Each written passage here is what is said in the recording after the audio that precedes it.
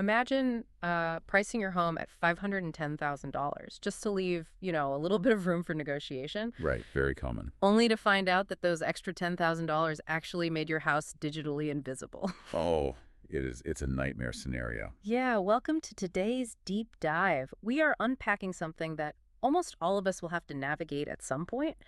And I mean, it involves a tremendous amount of money, incredibly high stakes, and honestly, some pretty surprising psychology. Absolutely. We're looking at the exact strategy of selling a home. But we aren't just going to give you like a generic list of tips for curb appeal or staging your living room. No, no. We are going way deeper than that. Right.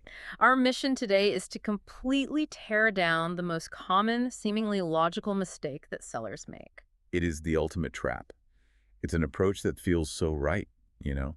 Yeah. So financially responsible in the moment. Yeah. Yet it quietly sabotages the entire transaction from day one. And the source material we're pulling from today, it's this guide called The Price of Positioning, Leading the Real Estate Market. And it actually kicks off with a phrase that I guarantee you have either said yourself or you've heard a family member say when they're getting ready to list their house. Oh, I know exactly what phrase you're talking about. The phrase is this: let's price it high and just see what happens. Famous last words in real estate. Literally. But, I mean, it feels so incredibly intuitive. If you are selling your most valuable asset, of course you want to leave room to negotiate. You want a buffer. Yeah, exactly. You want to test the market. You want to aim for the absolute highest possible number because the logic dictates that you can always lower the price later, but you can never really raise it once you've listed. That's just the conventional wisdom. Right.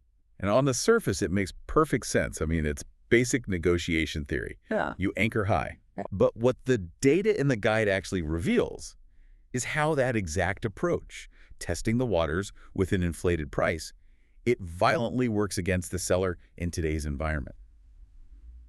The market actively punishes that specific strategy. Wow. Actively punishes it. Yes, and we need to look at the mechanics of exactly why that happens. Okay, let's unpack this. Because to understand why pricing high fails, we first have to look at the strict timeline of buyer attention. There is this psychological flip that occurs when a house sits on the market for too long. Yeah, that 30-day mark. Right. The guide says the first few weeks are the golden window. This is when the listing gets absolute maximum attention. Well, think about the actual mechanics of how buyers search today. When a new property hits the market, an entire ecosystem activates. Right, the alerts. Exactly. New listing alerts immediately hit buyers' phones. Real estate agents see it pop up on their hot sheets and, they immediately text their clients to schedule showings. People who've been looking for months are suddenly paying attention. Right. Serious buyers who are exhausted from looking are actively comparing your new option against everything else they've seen. So for a very brief window, you have a completely captive audience. But then, after 30 days, the psychology dramatically changes. There's this crucial shift that happens here. The guide points out that after a property sits for a month, buyers stop asking, how much is it? Right. And they start asking, what's wrong with it? Which is, that is the pivot point where the power dynamic completely flips from the seller to the buyer. It really reminds me of seeing a product sitting on a clearance shelf at a department store. Oh, that's a great comparison. Like, even if it's a perfectly nice sweater, Yeah, right? yeah. And it looks completely fine, if it's sitting there all alone with a red sticker on it and it's been there for a month, you automatically assume there's some kind of hidden defect. You're looking for the stain or the torn seam. Yes. You don't think, oh, what a great undiscovered gem. You think, why did everyone else pass on this? Who tried this on and hated it? The clearance shelf analogy maps perfectly onto real estate. Except, we're talking about hundreds of thousands of dollars. Yeah. The suspicion is identical. It's just magnified exponentially. But I have to push back on this a little bit. Okay, go for it. Because a house is not a sweater. I mean, a house is still the exact same physical structure, the exact same foundation, the exact same renovated kitchen on day 31 as it was on day 1. Sure. Nothing physically changed overnight. The roof didn't suddenly cave in.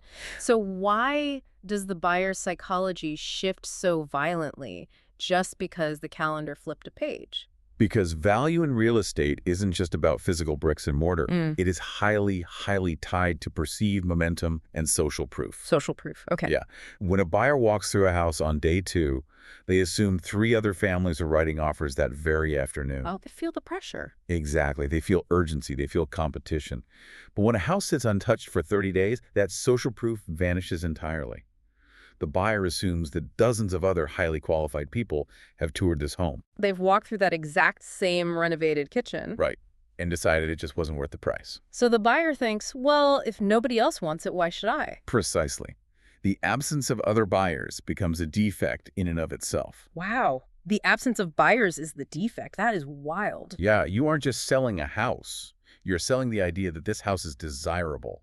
Without momentum, the desirability just evaporates no matter how nice that kitchen is. Okay, so this psychological shift doesn't happen in a vacuum. To really understand why buyers judge a stagnant house so harshly, we have to look at exactly how they are evaluating properties in the first place. Right.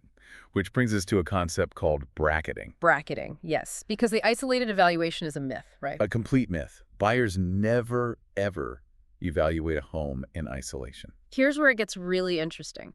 Because pricing isn't actually about picking a number the seller is comfortable with. It's about positioning the home within the right price bracket. The source material gives a very specific metric here. It points out that buyers are comparing your property to 10 to 12 other homes in the exact same price range. In the exact same weekend, usually. Yes. If we step back and look at the buyer's actual Saturday schedule, it changes the entire definition of what a listing price actually is. Exactly. Your listing price is not a statement of your home's intrinsic worth. It is an application to compete in a specific category. An application to compete. I like that. The real question isn't whether your house is nice. It's how your house stacks up against those 10 to 12 other properties in that exact bracket. Okay, I am picturing this like a boxer deciding to move up a weight class. Oh, yeah. Perfect. Right. If you overprice your home, say your home is really, a lightweight, but you price it as a heavyweight just to, quote unquote, test the market. You aren't just making it more expensive. Exactly. You are forcing your home to step into the ring with 10 to 12 bigger, better, upgraded, actual heavyweight homes. And you'll get knocked out every single time. Do sellers realize they're doing this? Like, do they realize they're essentially sabotaging their own home by forcing it to compete against properties that inherently offer more value? Usually, no, because the seller is focused entirely inward. They are focused on their own financial goals, their own equity, how much they spent on that bathroom remodel 5 years ago, or, how much they need for their next down payment. So it's all about what they need to get out of it. Right. They look at the price as a negotiation buffer for themselves. They aren't looking at it through the eyes of the buyer who is spending their Saturday touring your house right after touring a house down the street that is the exact same price. But it has an extra bedroom. Exactly. An extra bedroom and a bigger yard. In that bracket, your house just lost the beauty contest. So now that we know buyers are aggressively comparing homes in these brackets, we have to look at something called the hidden gap. Yes, the math of momentum. Right, and this is where we look at the mathematical margin of error for landing in the right bracket. The guide states there is a hidden, often completely underestimated gap between pricing correctly and pricing just slightly too high. The tangible impact this gap has on foot traffic is staggering. It really is the difference between an empty open house and a line out the door. It really is. The data lays it out like this. At the right price, you see 10 to 15 showings in a single weekend. You get multiple buyers competing, you have a strong negotiating position. You're in control. But at the wrong price, you get maybe 1 or 2 showings. Minimal interest. Increasing pressure to reduce the price later. Yeah. And the gap between massive momentum and stalling out is shocking. The guide says sometimes it is just a tiny 2 to 4% difference in pricing. It's feast or famine based on a microscopic margin. Wait, I have to stop right there. Just a 2 to 4% difference. Yeah. That seems incredibly tiny. How can such a microscopic percentage difference cause foot traffic to plummet from 15 showings down to just 1 or 2? I mean, if a house is a few $1,000s more, a buyer should just come look at it and offer a little less, right? That is a logical assumption for sure, but it completely ignores how real estate actually functions mechanically today. It all comes down to digital search algorithms and online filter brackets. Oh, the digital boundaries. Think about the user interface of every major real estate app. When a buyer opens Zillow or Redfin, they don't type in, "Show me homes around $510,000. Right, they don't type it out. The app gives them a drop-down menu with hard-coded price buckets. They set a maximum price filter at exactly $500,000, or maybe $550,000. Right, they slide the little toggle right to the round number. Yes. So if a seller's home is truly worth $495,000, but they decide to test the market by pricing it just 3% higher at 510,000. What happens mechanically? They cross the invisible boundary. They completely cross over that digital threshold. Hmm. They literally erase themselves from the search results of the most qualified buyers who are looking up to 500,000. Wow. Those buyers never even see the house. It doesn't exist to them. No push notifications, no email alerts, nothing. Okay, but what about the buyers looking above 500,000? Well, the buyers who are searching the 500 to 550,000 bracket, they do see it. They get the notification. But remember the boxer analogy. Exactly. They compare it to those heavyweight homes. They look at the photos, realize it doesn't have the square footage of the other $550,000 houses, and they just swipe left. So that tiny 2 to 4% bump effectively renders the home invisible to the right buyers and totally unappealing to the wrong buyer. Exactly. That is exactly how you drop from 15 showings to 1. You didn't just price yourself out of a negotiation. You priced yourself out of the algorithm. Yes. And once you miss that initial push notification blast on day 1, you could basically never get that momentum back. The algorithm moves on to the next day's new listings. So what does this all mean for the seller? Because if that tiny miscalculation destroys the foot traffic, the financial fallout becomes severe. Very severe. And that brings us to the true cost of testing the market and the ultimate strategy for actually navigating this. The fallout is where the let's just see what happens strategy truly unravels financially. The consequences of overpricing early are brutal. The guide highlights that you miss that peak interest window we just talked about. You lose the urgency from serious buyers. You inevitably face multiple price reductions. Which is the kiss of death. And worst of all, you invite lowball offers later. Because the buyers are now asking, what's wrong with it? And they smell blood in the water. Oh, yeah. If they see a house has been on the market for 45 days with 2 price drops, they aren't going to offer the asking price. They're going to offer 20% below asking, assuming the seller is desperate. And the ultimate irony here is that homes that start too high almost always end up selling for less than they would have if they were priced correctly from day one. You bleed away all your negotiating leverage. You are negotiating from a position of weakness rather than a position of strength. So we have to look at the winning strategy. How do you actually succeed? Because the goal isn't just to be quote-unquote visible on the market.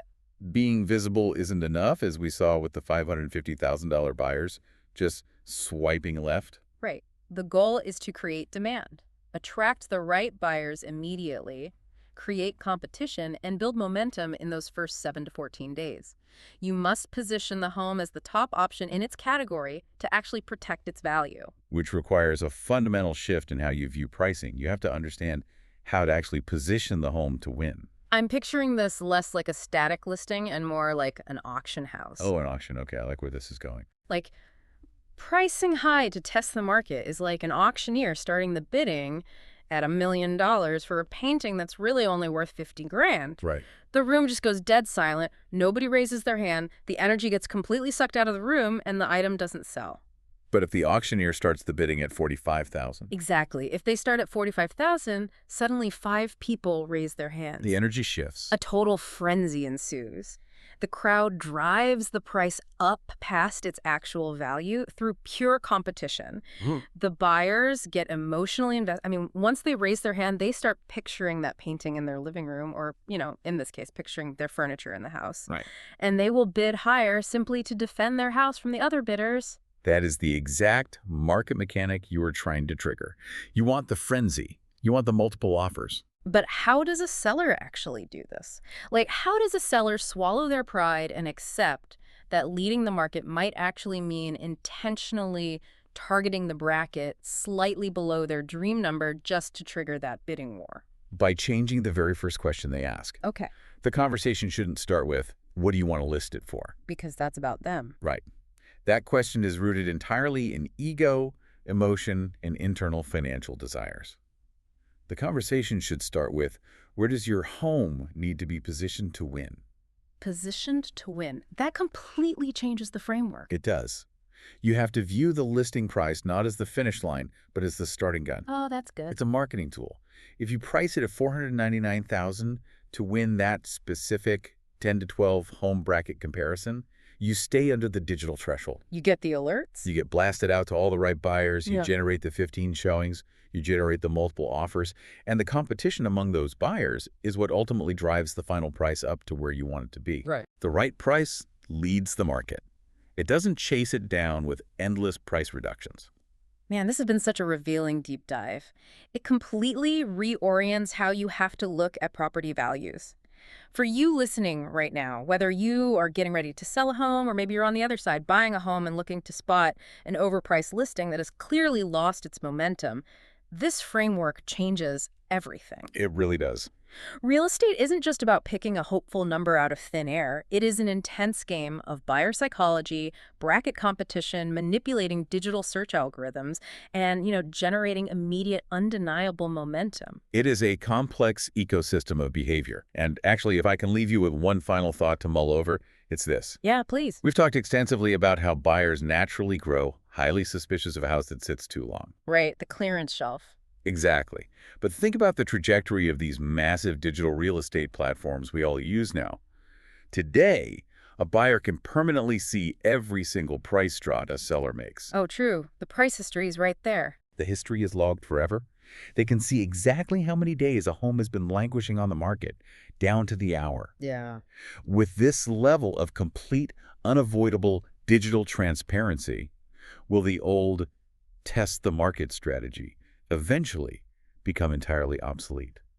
As these platforms give buyers more and more historical data, the market might soon force absolutely everyone to price perfectly on day one, or face immediate, permanent digital consequences. That is a fascinating implication. I mean, the digital footprint of your pricing mistakes literally never goes away. It just sits there warning future buyers to stay away. Exactly. Well, thank you so much for joining us on this deep dive. Keep learning, keep questioning the logical way of doing things, and remember, if you want to avoid the clearance shelf, don't pretend to be a heavyweight if you haven't earned the bracket. Right. We'll catch you next time.